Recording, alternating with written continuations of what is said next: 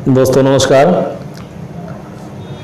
मेरे मित्र ने मुझसे एक कहानी सुनने की गुजारिश की और मेरे मन में आया कि कहानियाँ तो हमने बहुत सारी सुनी हैं, लेकिन कुछ उन कहानियों को क्यों ना आपके समक्ष प्रस्तुत किया जाए जो कहानियाँ धीरे धीरे लुप्त होती जा रही हैं, जो हमने अपने दादी नानी से सुनी, हमारे पिताजी ने अपने दादी नानी से सुनी।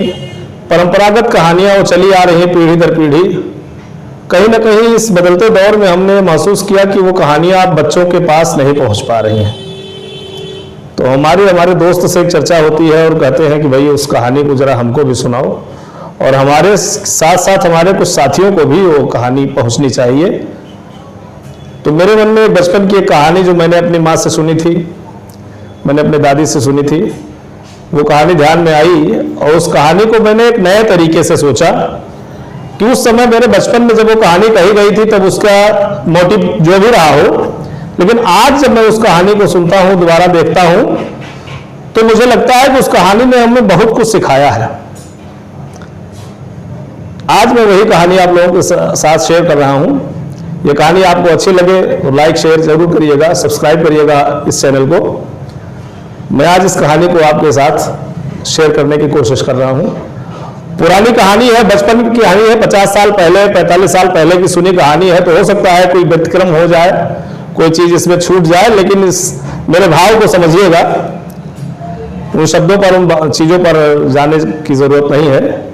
तो ये कहानी शुरू होती है बचपन की वो कहानी जो माता पिता अपने नन्हे नन्हे बच्चों को अपने पैर पे बैठाते हैं, उसके बाद शुरू करते हैं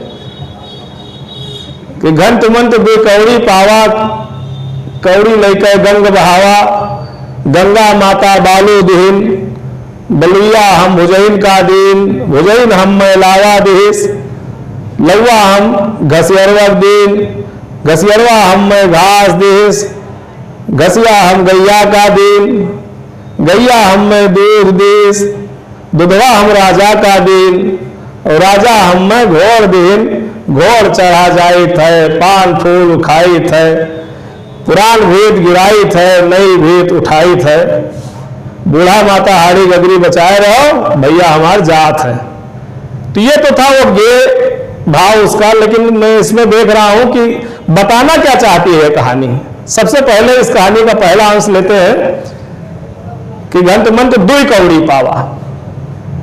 हमको कौड़ी मिलती है, और साथियों हम जानते हैं कि कौड़ी का मूल्य जो होता है वो सबसे न्यूनतम माना जाता है।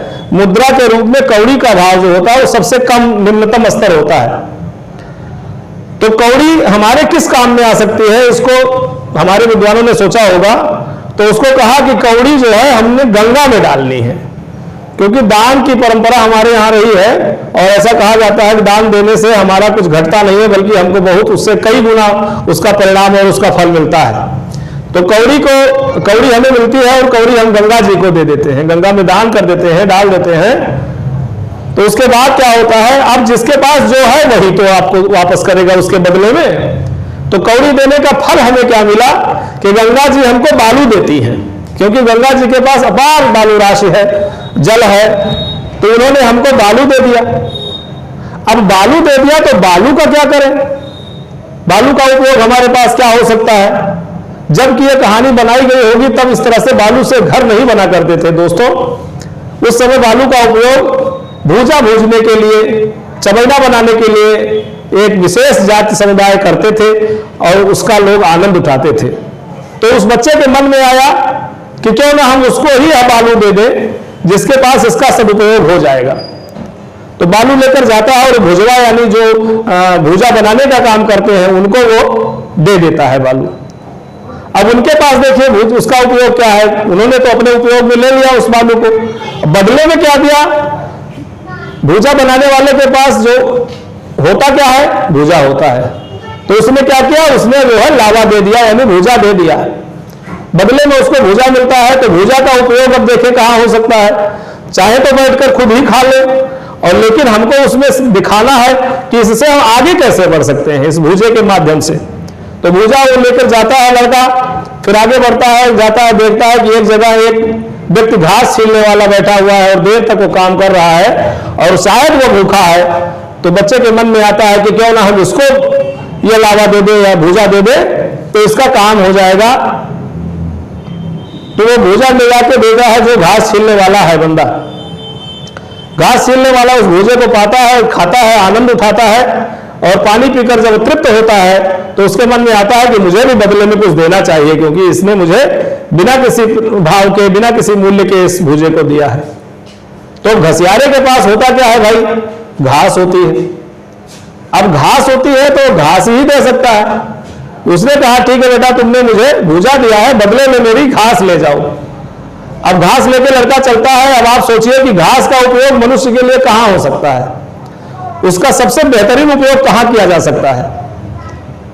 तो उसका सबसे बेहतरीन उपयोग हो सकता है, घास को पशु खाते हैं तो पशुओं में सबसे उन्नत है हमारी गाय माता। तो बच्चा घास को लेकर जाता है और गाय को दे देता है, और जब गाय को दे देता है तो गाय उस घास को खाकर प्रसन्न होती है, और प्रसन्न होकर जब गाय दूध देती है तो बदले में जो उस गाय का रखवाला, गाय का मालिक होता है, वो कहता है आपने बेटा घास हमारी गाय को खिलाया है, इसके बदले में आपको दूध दूंगा, और दूध ले लेता है।